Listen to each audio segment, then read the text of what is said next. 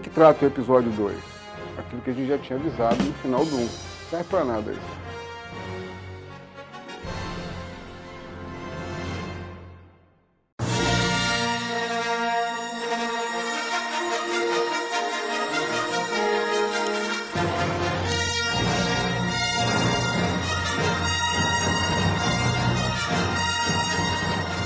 Pessoal, vamos dar início ao episódio 2, mas antes deixa eu me apresentar, porque tem gente que não me conhece ainda, né? Que só foi um episódio só. Eu sou o Roberto, professor de Humanas, aqui do curso e Colégio Kelvin.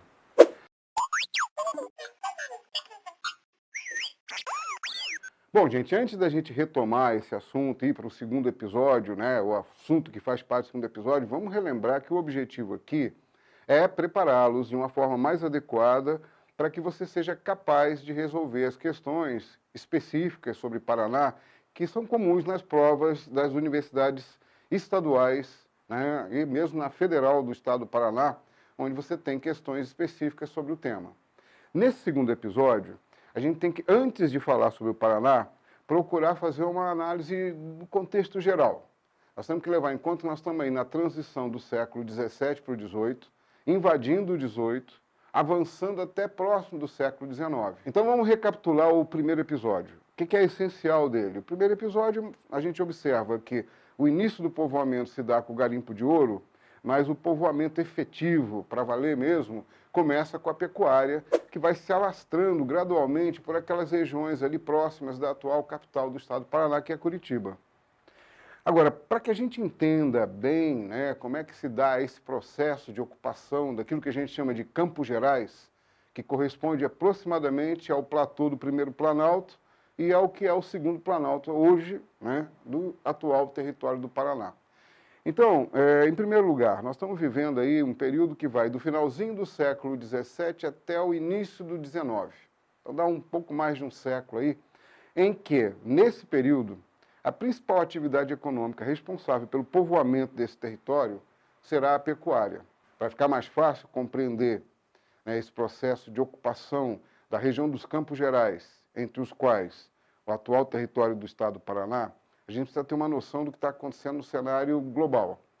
Nós estamos vivendo o auge do absolutismo. No caso, né, na Europa, você tem um declínio gradual de Portugal e Espanha, e ascensão da Inglaterra e da França.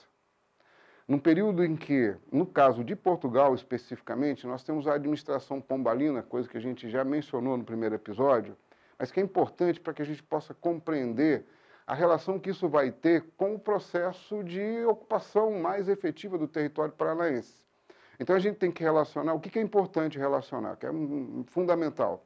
Existe uma nova atividade econômica em franca expansão na região que corresponde hoje ao atual território de Minas, Mato Grosso e Goiás, que é a mineração de ouro. É essa atividade mineradora que vai contribuir de maneira decisiva para a expansão da pecuária no território dos Campos Gerais, que é o que a gente vai ver na sequência.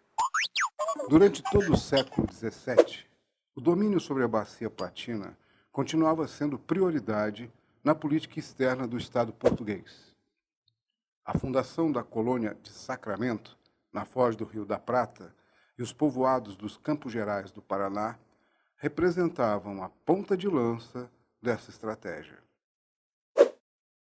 Um fato novo alterou parte dessa estratégia: a descoberta de ouro no Planalto Mineiro e a expansão da atividade por um longo período. Como resultado da mineração, o foco da economia colonial passou a se concentrar na região das Minas, localizadas nos territórios dos atuais estados do Mato Grosso, Goiás e principalmente Minas Gerais. O desenvolvimento da mineração promoveu o primeiro surto de urbanização no território brasileiro.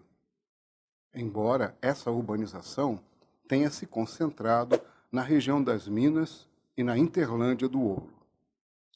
Uma das consequências dessa urbanização foi o crescimento da procura por alimentos e animais para transporte.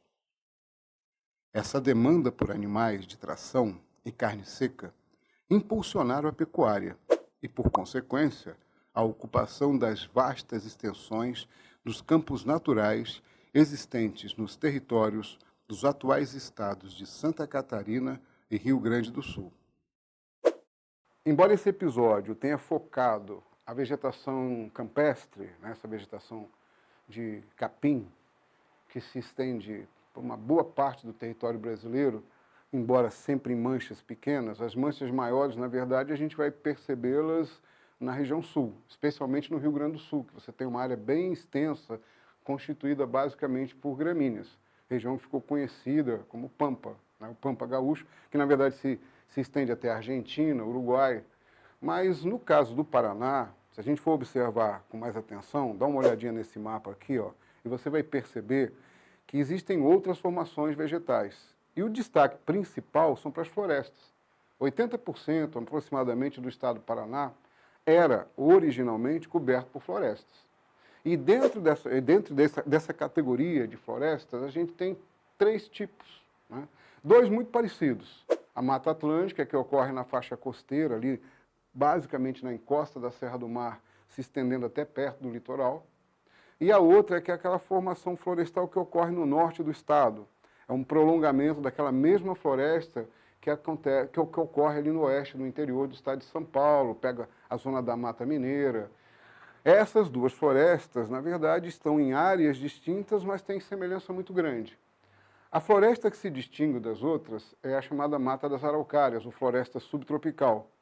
A distinção maior está exatamente nessa árvore que ocupa o chamado dossel, aquela parte mais alta, né, a parte superior da floresta. Vocês podem observar pelas imagens que as araucárias têm um destaque grande, por quê? Porque elas são árvores que têm uma altura considerável na sua fase adulta e que durante muito tempo foi largamente explorada nessa região. Mas isso é um assunto para episódios mais para frente, tá? O outro tipo de formação vegetal que a gente encontra no Paraná, aí reduzido a uma área ali da faixa costeira, são aquelas vegetações típicas de litoral. Nas áreas onde você tem a confluência do rio com o mar, você encontra mangues, e ali tem uma área de mangue muito grande, que é a fronteira, o limite entre o estado de São Paulo e o estado do Paraná, talvez uma das formações de mangues de maior extensão no Brasil, talvez ela só perca lá para o extremo norte do Brasil. E aquela vegetação que é menos exuberante ainda, que são aquelas vegetações que ocorrem nas faixas de terreno arenosos próximas do litoral, né, onde você tem ali dunas, formações de praias, mas eu diria que isso não tem muito significado para uma prova que tem outras coisas mais relevantes a questionar. Vamos lá agora fazer uma brincadeira aqui, vamos do geral para o pessoal. É fato que esses biomas, alguns deles que a gente apresentou aqui durante essa aula, foram bastante alterados pela ação do homem. Mas todos eles ainda estão aqui ou ali, né, preservados de alguma forma. Aí a minha pergunta é a seguinte: vocês já tiveram a oportunidade de conhecer algum desses biomas citados aqui na aula, mas conhecer presencialmente, não através de uma imagem, ou de um vídeo, ou na televisão, seja lá onde for? Você já teve em algum deles? Né? Você já teve na floresta subtropical, na floresta tropical, nos campos ou nos manguezais? Então, se teve, a minha pergunta é a seguinte: quando foi isso? Aonde foi? Você tem alguma prova documental? Se tem, estou aguardando ela chegar até aqui. Valeu?